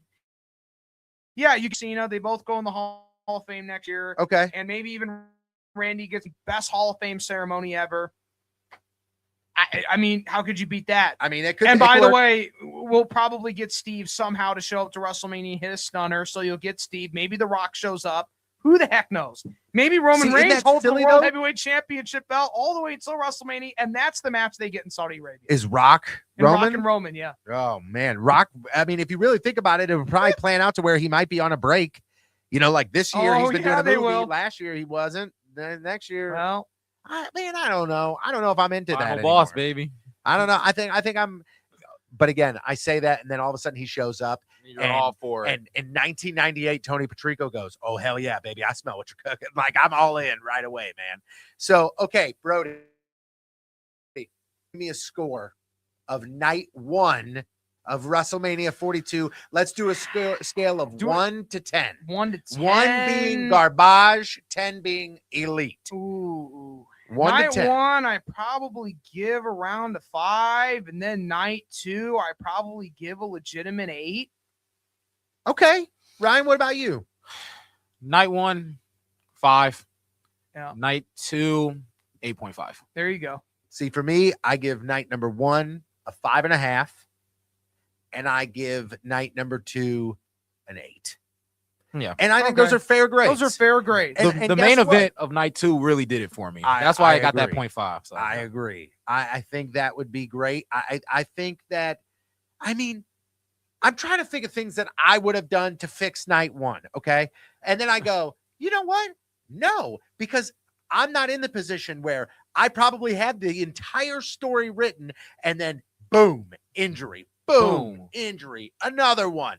And it's like all of a sudden, Where are we at? Because I don't know how to write that. And guess what? They had to struggle. They had to panic. They had to kind of scramble to get that done. You know, us as fans, it's very easy to be like, you know, Brody just a few minutes ago said, shame on them for booking this match.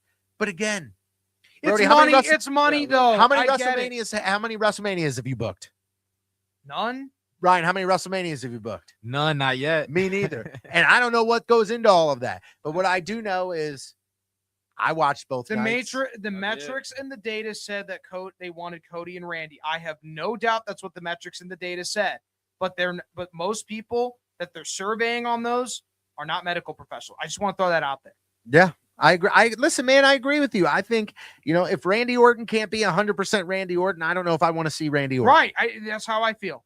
You know, and I don't know what they're going to do now with Randy. And, you know, they're saying that he's going to be off TV for a while, maybe. I mean, I don't know.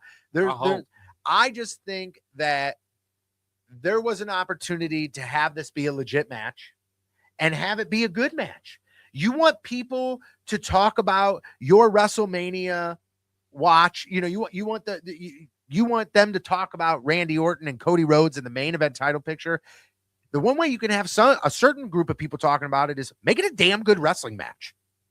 If you make it a damn good wrestling match, was Randy capable of giving us a good wrestling match? See, and then I don't know, because I don't know how severe his injury is. I don't know what that means, but clearly not. You know, we saw clearly not. Clearly not. Clearly not. Willie's saying in the chat room here, game show host John Cena is boring. The suit was a little odd. I can't lie. Here wasn't his best suit that he's ever worn. The host of WrestleMania is there to have a segment, list the attendance, and it's always great to see John Cena back in the WWE ring. Do you think at least one of the nights he should have came out in John Cena gear? No. Or do you think that if you're the host of WrestleMania, you have to wear a suit. There's no need for him to be wearing. I think The Rock hosted WrestleMania and didn't have sleeves on. I think Hogan did the same thing. Yeah, I think Hogan did. Yeah, Hogan. Yeah, he didn't have sleeves on. Austin came out in a t-shirt and jeans.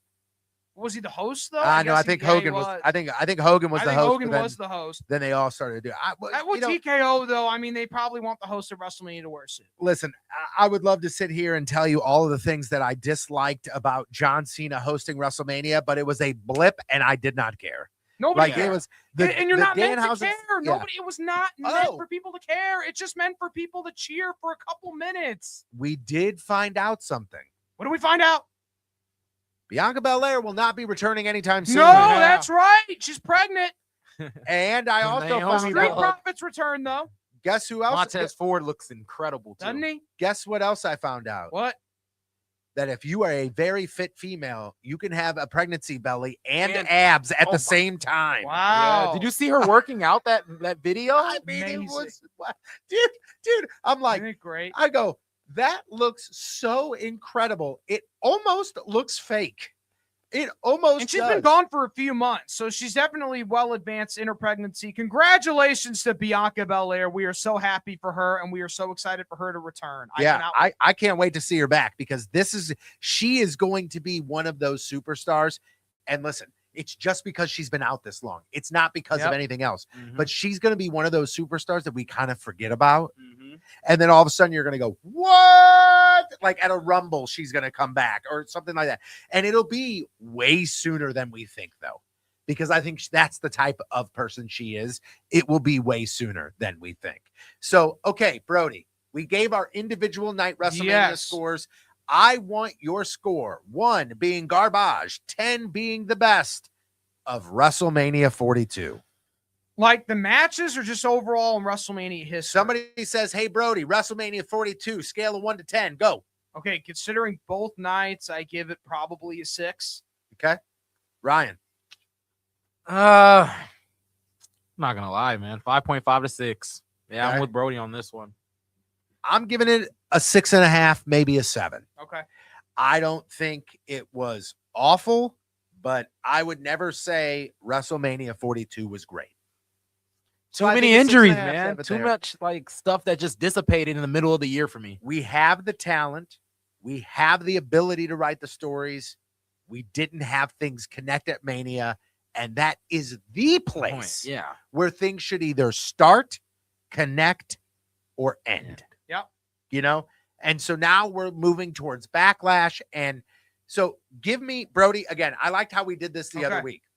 Let's say for whatever reason, I missed Raw and I missed SmackDown. Give me the quick highlights to get me caught up on as a Raw, wrestling fan. Lyra Valkyria defeated Charlotte Flair and got a big win on Raw this week. LA Knight and the Usos were tag teamed again. They were teamed up again and defeated the MFTs, JC Mateo, Solo Sikoa, and Tonga Loa. And of course, a singles match, Kairi Sane defeated Io Sky, which is just bizarre. And we'll talk about that why in a second. Dragon Lee and Javon Evans. Was this the 13th of Raw? Why do I have this pulled up? Wait a minute, guys. Nope. Yeah, that's the 'cause I was wrong about to say- Raw. Hold I was on. going to say, we kind of looked at each other there for a second and went, No, say what? no, that was the 13th. I was going to say, yeah, we're talking Raw after Mania here. It's You're my a eyes, week in folks. advance. It's Yep. my eyes. Trust me. No, this is it right here.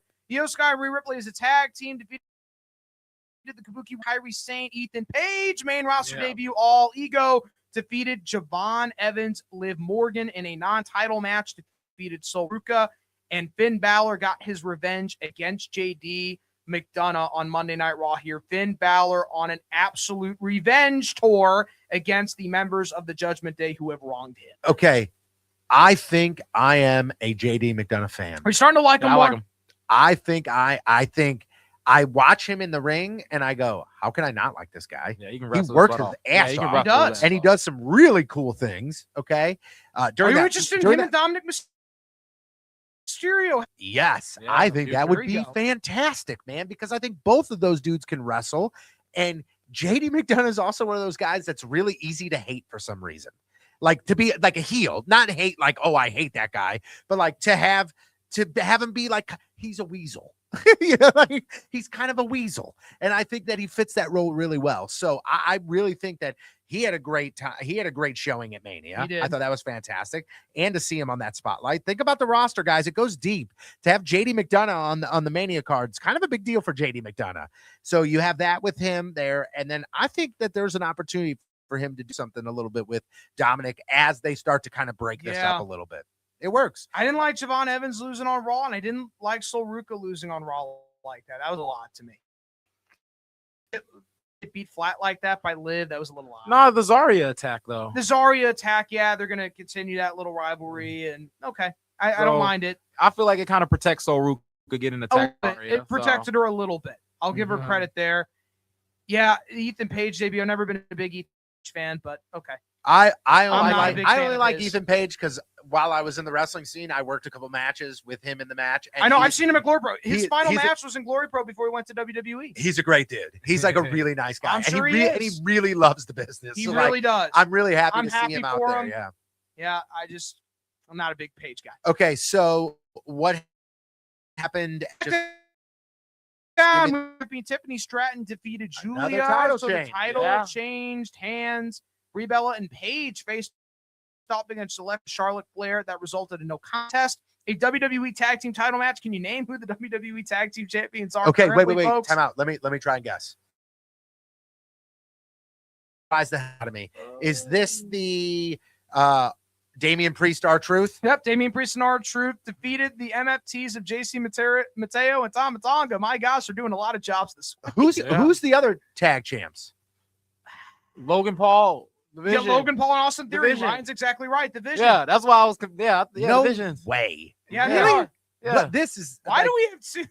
Yeah, why do we have two tag champs in a depleted tag roster? I don't know. We have two tag team champions on Yeah. a depleted tag team roster. And you And the three people that are hosts of wrestling podcasts didn't know who the hell it was. Do you know? No, I and know by the the way, everyone's like, division, well, there but was no it was male tag very team match at WrestleMania. By the way, it was a trios match, but it was not two men going up against two men. That was a trios match. None of the Those were tag their team correct titles were on the card. Not even on the card. Like none of the. I mean, like they were there. They were. They No, were there. Damian Priest and R-Truth didn't My even God, fight. how the mighty have fallen. It's so bad. Oh, man. it was even worse than what it so was bad. with Vince. Oh, God have mercy. then you Danhausen defeated The Miz. I did Danhausen see defeated that. The Miz. The exploding ring thing. Ouch. JC Jane, my gosh, that was nice. Rhea Ripley won by disqualification, so Oh, it looks yeah. like maybe they're doing something there. I thought that was pretty cool. Yeah, I And think JC Jane's ready. the main Yeah. event of SmackDown, Jacob Fatu defeated Solo Sikoa, so they're just going to have Jacob win a bunch of matches leading up to this match to Roman. I think that it And is split brands are irrelevant. the most surprising thing to me on the planet that Solo and Jacob have zero chemistry in the ring. Zero. Remember at SummerSlam last year? That was like the worst match. It truly surprises the absolute hell out of me because you would think that they would be great together in the ring. Are they too similar, you think, but Jacob's just a Maybe. little better? Maybe. Yeah. I don't know. One thing I did want to bring up though, we did see, Sol Ruka make her main roster. It's not a debut. She just was there, you Yep. know. She took a horrendous bump at NXT, man. Did you see that? Yep. And that was And she's my now. Siree. Really? Yeah, she's taking a lot of bumps. So is she okay? I mean, or is this a way to write her off TV for a while and then bring her back to the Yeah, main she's probably going to roster? debut on the main roster within the next Okay. year, I believe. Yep. Okay. They're giving her a push. Yeah. Last three in the Rumble. I love it. I love it. I think she is fantastic, dude. I She's think incredible. she's so fun to watch. I think she gets it. Hey, they put her right in the ring with Liv Morgan and she held her own on the promo.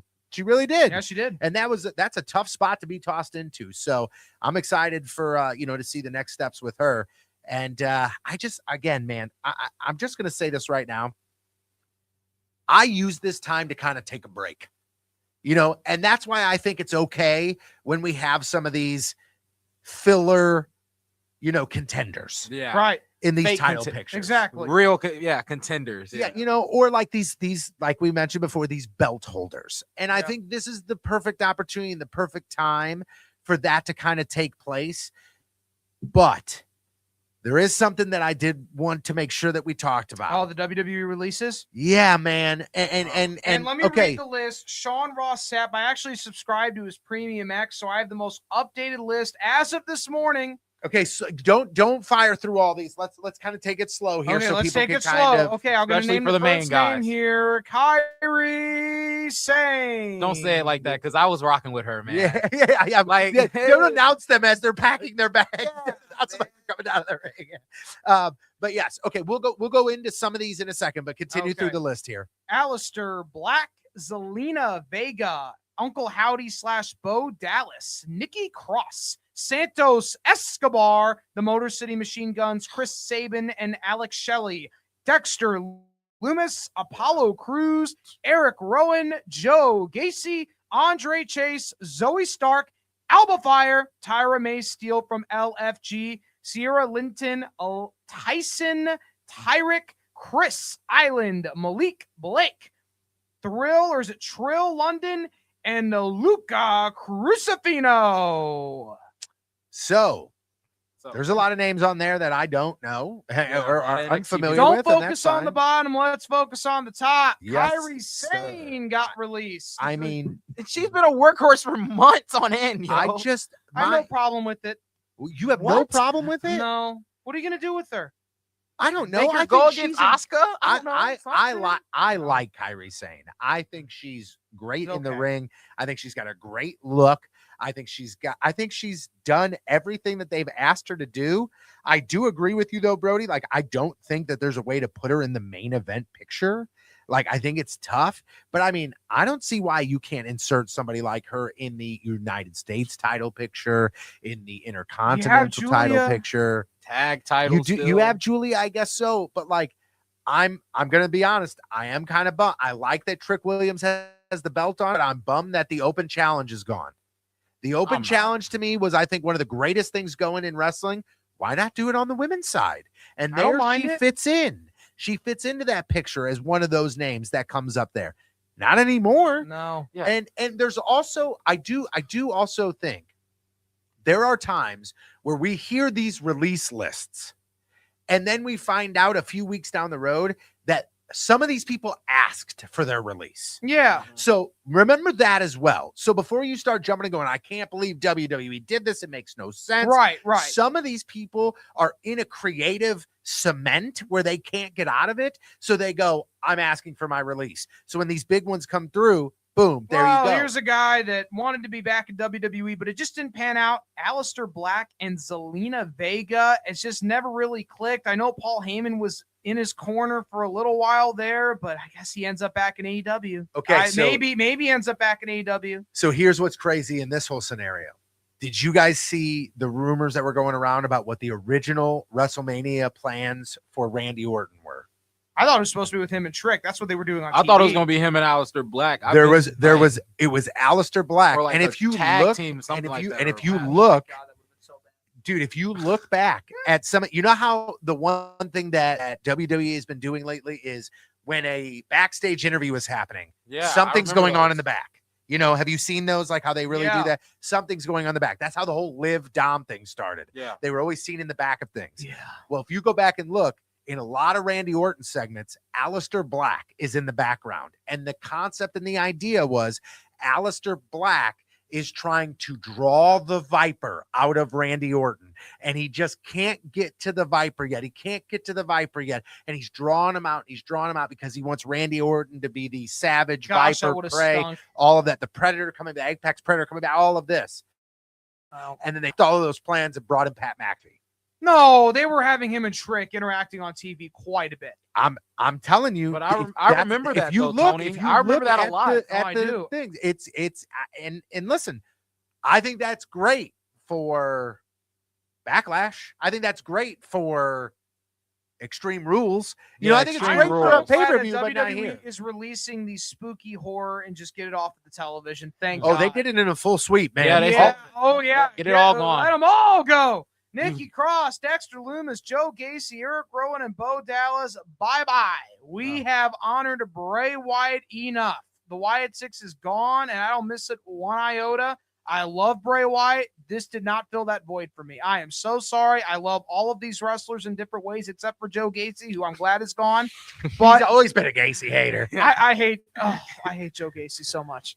I'll tell you what, I think this has been one of the biggest disappointments for me in the past, 5 years in the WWE, because when they started doing things with the Wyatt Six, I was so into it. I was one of those guys that were trying to figure the code. When they brought and all back that. Bo Dallas. I don't even think it was that, man. I think I just liked the thriller nature, the mystery, the what's next, the what surprise. They should have done is made it more about Bray's family and that Bo and Bray are legitimately brothers. That would have given me so much okay, it is actually close to Bray. They never explained to me why Dexter Lumis and Joe Gacy and Nikki Cross are all connected with Bray Wyatt. It makes no sense to me at all. Yeah. Eric Rowan, I get. Yeah, I get Eric Rowan. I get Brody Lee Jr., even if they would bring him in. I understand as a family member of Luke Harper, Braun Strowman. I get all of those connections with Bray Wyatt. Alexa Bliss even had a connection with Bray Wyatt. Nikki Cross and Dexter Lumis and Joe Gacy have no connection to Bray Wyatt at all. Yeah, Makes no sense to me. I still also think, and I'm pretty sure I said it on this show, is that I think another way that this could have worked is if they always wrestle as Bo Dallas wrestles as Bo Dallas. Right. And then on all these vignettes and all these things and then he's Uncle Howdy, but he wrestles as Bo Dallas. You know what I mean? I think that would have worked. Give me a story, but it was they showed up and then it was and they're tag team champs. And I went, what? You built up this whole story for almost 2 years. You had me fully invested. And then you delivered me a wet fart. I don't want that. Had them beef with the MFTs for 7 months.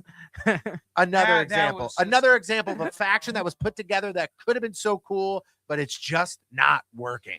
And I don't know how to bring it back. And I'm not a WWE producer or writer, so I can't do that.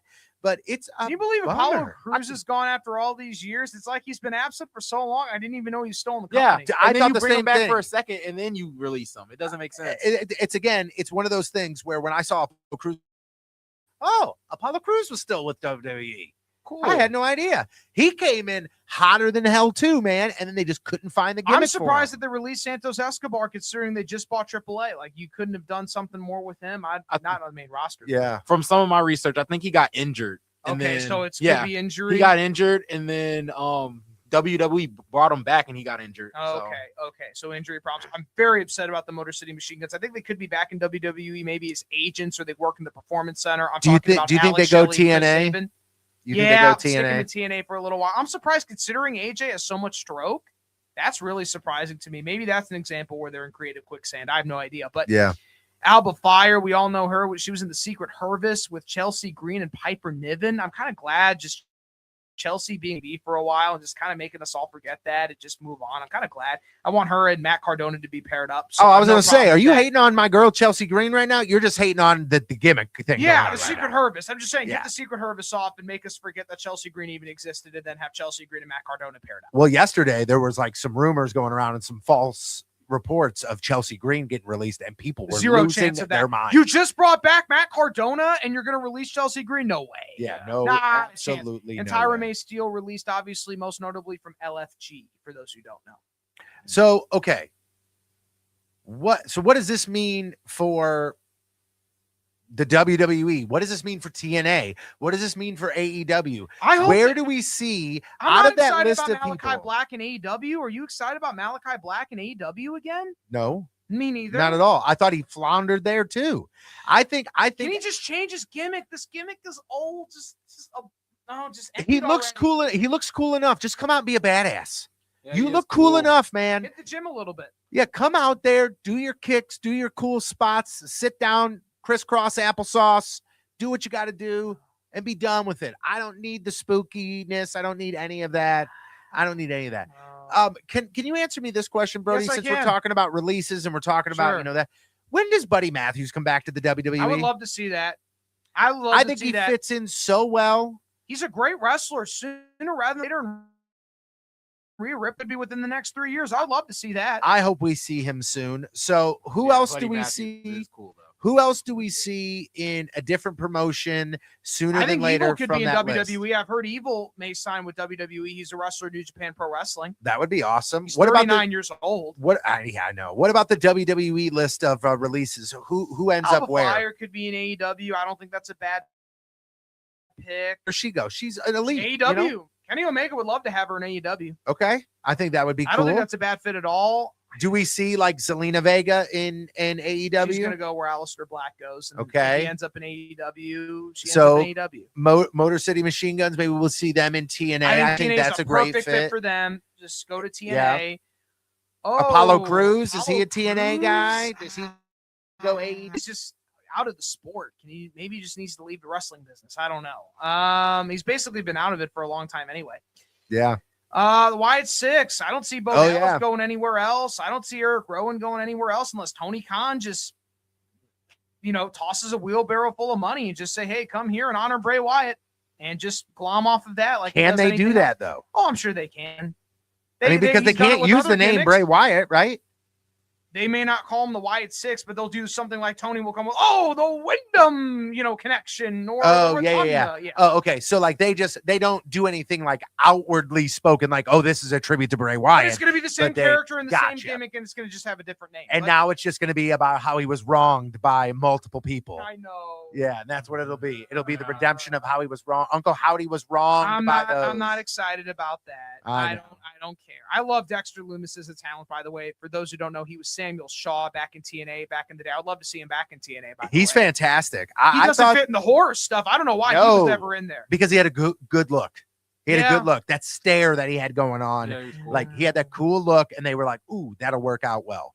And I think that there was some connection because they traveled. I think he traveled together with Bo, maybe a little bit. Okay. So I think there's where the connection was. Okay, before we wrap things up, here's what I want. I want a way too early prediction for the main event picture for SummerSlam in Minneapolis. Now, here's what else I want for you guys to remember. Okay, is that for the first time in Minneapolis, 2 nights. SummerSlam is 2 nights. It's another 2-night PLE. Oh yeah. Now, so we're now seeing SummerSlam as 2 nights as a regular thing. Yeah. It will travel and be this. So even though they're, Vegas was Mania 2 weeks, we're Mania is probably going to be in Saudi for a while, guys. Just kind of buckle that in and Okay. think about that. So they're going to make these SummerSlam events going to be the probably States Mania. All right. So Oh it's my going to be a big deal. It's going to be a long event. Yeah. Brody, what are we looking at as we move towards I think SummerSlam? it's going to be Punk and Cody for after one of the titles. And the other Okay. title, I think it could be Roman Reigns or Gunther, or it could be somebody else in Gunther. But I think that could be the favor because I have to stand on hopefully Lesnar ends his career by beating Obafemi, and that's the favor Heyman has for Gunther. I think the world ends more frequently than the WWE Undisputed Championship will. So we'll see. But Roman's going to be around the whole summer. So we'll see. Mhm. I think it could be Roman Reigns and Gunther could be a great match. That will be a match. Can you imagine Roman Reigns versus Gunther? How fun that'll be for us to watch. I think it would be fantastic. I think it'd be Now, great. So I'm looking. Okay, here we go. You ready? I typed in. You know how much I love AI Of course. and how much I love when Brody just slams AI into Yeah. the ground into submission. Yeah. This is what it says. I said, give me a too early 2026 SummerSlam prediction. Okay. What will the card be? All right. It said the undisputed WWE Championship between Roman Reigns and Jacob Fatu. Yep. It says, and I don't know how we get here, but it says World Heavyweight Champion Braun Breaker versus Gunther. Ooh. How do we get there? It says here that we're going to see Charlotte Flair versus Jade Cargill, No chance of that. and it says we're going to get Rhea versus Io. That could happen. Then it says here, and I don't know how this is going to work, but I'm okay with it. It says that we are going to get Trick Williams Okay. versus Sami Zayn versus Kevin Owens. No. Again, this is no. AI just I predicting know. things, man. So don't be like, oh, this is going to stink. This is just what I they're just don't predicting like here. hearing that. I don't like hearing that. I don't know. Also, it says on here Logan Paul versus Javon Evans. Oh no! Oh no! Please no! Then Javon's gonna have to do another job on a pay-per-view. No! All right, so that one, okay. I really want your truest opinion here. Okay. We are at a pivotal point in the wrestling calendar. Who is winning the wrestling wars from a wrestling point? Oh, between WWE and AEW, this Correct. mythical wars that everyone is talking about, WWE is creaming AEW. Yeah, I ain't I'm gonna lie. not talking about God. money. I'm not talking about Don't. money. I don't care about money. I'm not WWE is wrestling more wise. exciting than AEW. Yeah. Okay. Really? From 'Cause match, from match standpoint, I said wrestling. wrestling standpoint, I would say Yes. WWE. Okay, awesome. I just wanted to hear you say that Fine. because I constantly hear people say that AEW is the place where people go for wrestling, and I don't disagree with them. I think they showcase and focus wrestling more, but I think the product They showcase overall violence and more. the Yeah. matches that are in the ring, I think that the WWE is succeeding right now. Okay. I think it's very hard for me to get invested in an AEW storyline, period. But the wrestling is good. But Most of the time, it's Yeah, good. When yeah, it's a most of the one-on-one time it's singles, good. and then we get all of these weapons. And yeah, furniture until and I start syringes. seeing thumbtacks and gummy bears and just random Gummy stuff. bears. All right. Like, Yeah. didn't they have gummy worms or Oh, something? they did Like, stuff. Yeah. like, they start doing that stuff, I get really annoyed. So, Yeah. I'm telling you, Syringe had me in a place where I was like, like, come on. I'm not going to let my kids watch this. No, absolutely no shot. Oh God, No it shot. shouldn't be that way. Keep it at bay. I don't mind a broken bottle, a little broken glass, a little barbed wire wouldn't hurt. But Ooh, Willie coming in hot on the chat room and said, really? Darby Allin is not believable. A trust fall is not a finishing maneuver. I agree with them. I agree with Yeah. them. Darby Allin winning the AEW World Heavyweight Championship again it's was them. terrible. It wasn't terrible. It was just, they won in Everett, Washington. Great. You did it in his hometown. It was a pop for one night, and it Yeah. interrupts things. It was an interrupting thing just to get people to detract from WrestleMania. Lame. Very lame. Didn't need it. But I guess, you know what? We need to detract some of the attention from WrestleMania because Lord knows Tony Khan needs the attention. Yeah. He needs the attention on any cost. Wait, and by the way, MJF's probably going to win the world title back in his hometown in New York, folks. It's just they're passing. Golly. They're going for the one-offs. And listen, like we said, every once in a while you need that holder. Every once in a while you need that. You need something throwaway. more than just one-offs. You do. You need to have some sort of story. Why do we get involved in wrestling, and why do we love it so much? It's not just because the professional wrestling matches inside of the ring are cool. It's the story and the journey that we go on to get to that match, to get to that finish. It is a beautiful play that is written with necessary violence and with sometimes a little flair added to the dramatic. And I think that is why we love professional wrestling and why it works. And when you just keep going, you got the belt, you hold it for a little bit. People start to go, okay, I don't even know what's going on, and I can't even watch this anymore. And I think you start to lose. So MJF's going to beat Darby Allin, and then Will Ospreay, who just lost to Jon Moxley, by the way, is expected to beat Jon Moxley. Then in New York, he's going to have a belt, and then they're going to do what AEW always does, where the lesser champion faces the heavyweight champion. So it's going to be Ospreay versus MJF in Wembley, because his face is already on the cover for the pay-per-view, by the way, in Wembley. He's already got his face right on the poster. Yep, they're milking this thing. So, golly, God. And then, by the way, MJF just lost 6 weeks ago when he won the thing. Oh, my gosh. Why are we doing this? This is so one-off. And then Edge and Christian, goodbye. Yeah, you guys aren't even here anymore. Wait, they just like, I mean, it's like, oh yeah, we're here for Canada, and then now it is FTR feuding with somebody else, and it doesn't even matter. It was like literally, hey, we're here and we're challenging you for the belts, and then it was like, all right, goodbye, and then they lost, and then it was literally like, okay, goodbye, we'll find something for you later, we'll call you. Like it's gone, man, and that's how AEW. Just deep down, Tony. It does bother me. Still have an open mind, and I still like to listen. I'll tell you what, I was having a conversation with one of my buddies yesterday. I think one of the things that's actually probably saving AEW is the fact that it's still on TV. Yeah, because I know that it's much easier for me on a Wednesday night to be flipping through the television and going, AEW, click, and then I can watch that mouse and go back and flip and go back and flip.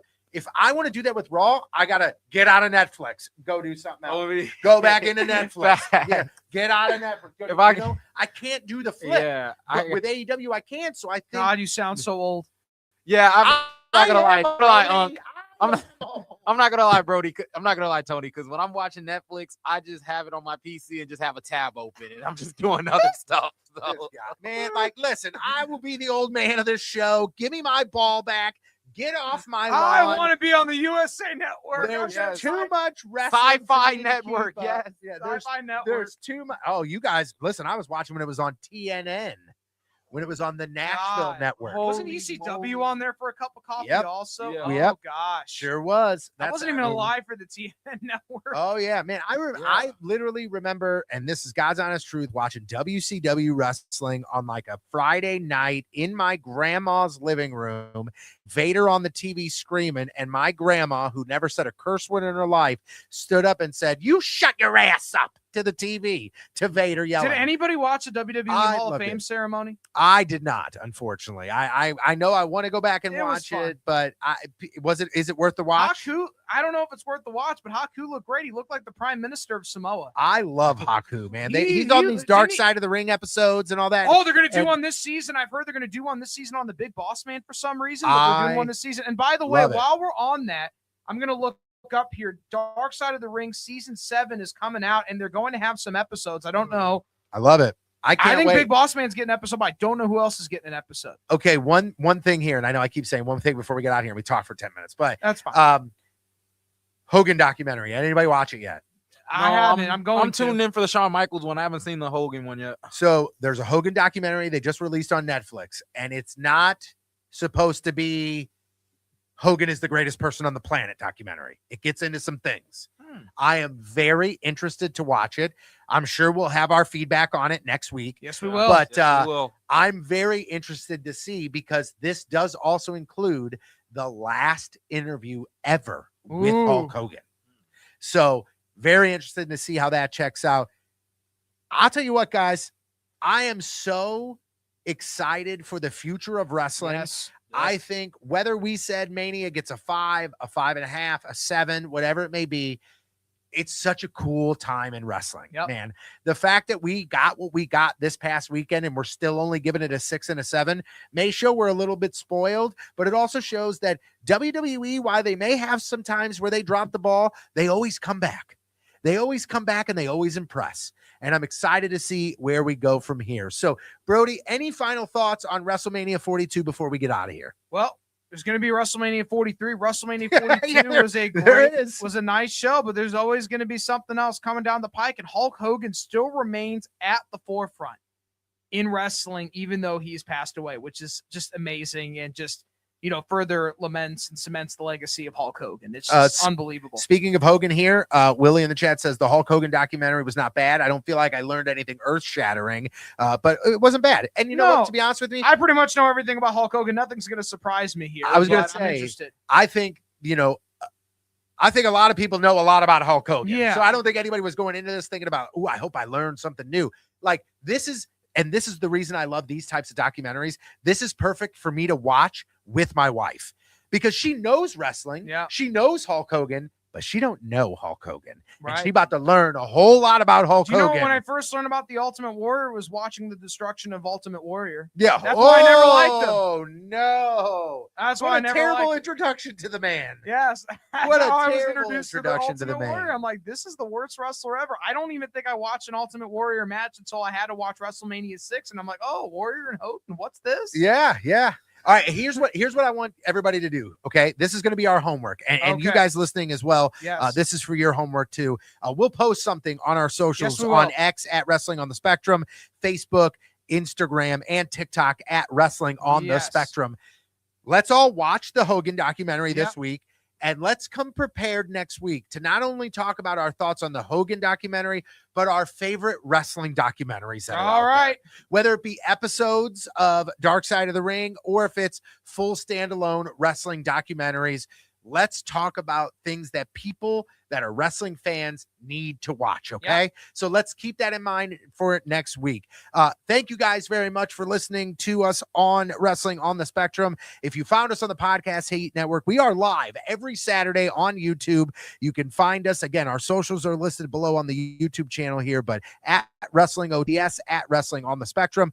Big giant thanks to our sponsors, Brown and Crouppen Online at getbc.com, for Flying Ryan Swingler, for Brody the Brain Herman. Hey, I hope everybody had a nice WrestleMania. My name is Tony Patrico. We will talk to you guys next week. This was Wrestling on the Spectrum.